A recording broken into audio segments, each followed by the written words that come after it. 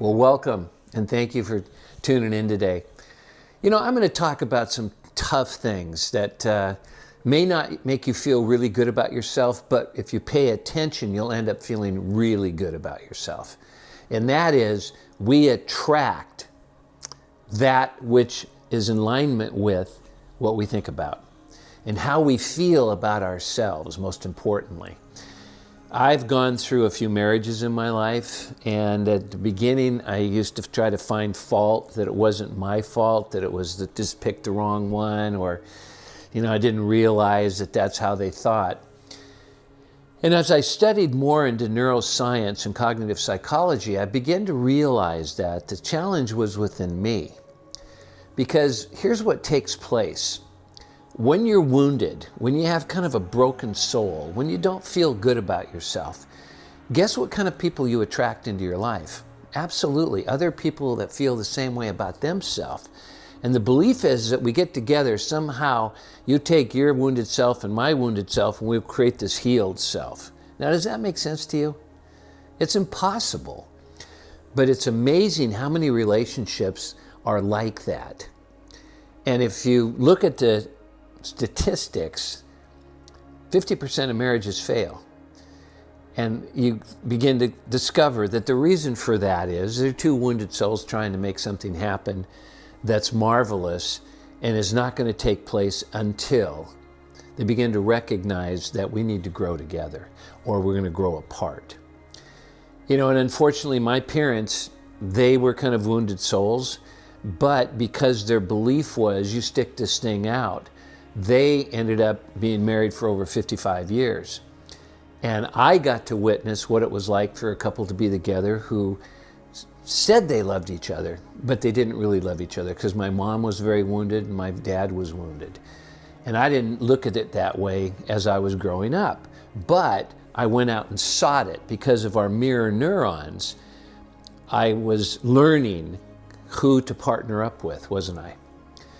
And sometimes we go, I'll never be with somebody like that. And then we go out and make sure we're not with somebody like that, but we haven't really defined who we want to be. So what I'm sharing with you is to remember it all starts with the person looking out of your eyes right now.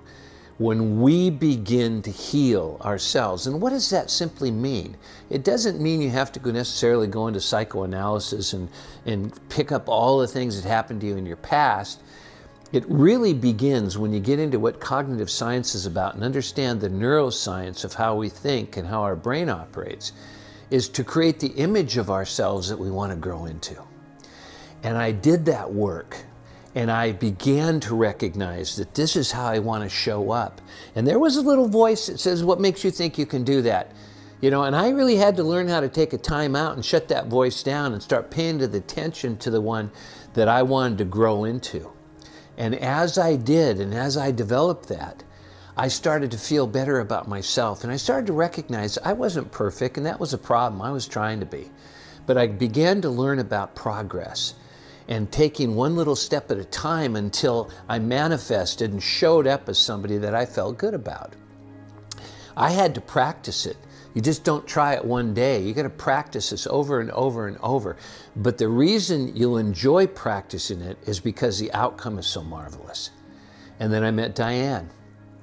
And she's a very healthy soul. I would not have met her. She would not even have been attracted to me had I not gone through the work and had I not discovered that I need to work on me. So no matter what relationship you're in right now, no matter how you feel about your partner, remember this: you either grow together or you'll end up growing apart.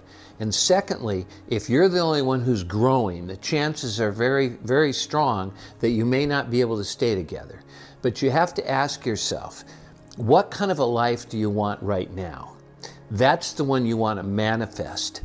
And then you'll be the model for others, your children, your friends, to be able to start asking themselves, am I showing up as a higher version of me?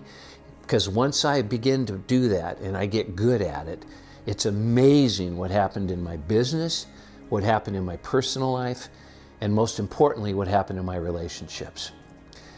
So think about that and recognize all the offerings that we have for those of you that want to get more information on how to really make this a reality for yourself. So check out the link below, and I look forward to hearing about what happens to you when you start showing up on purpose, a higher version of you.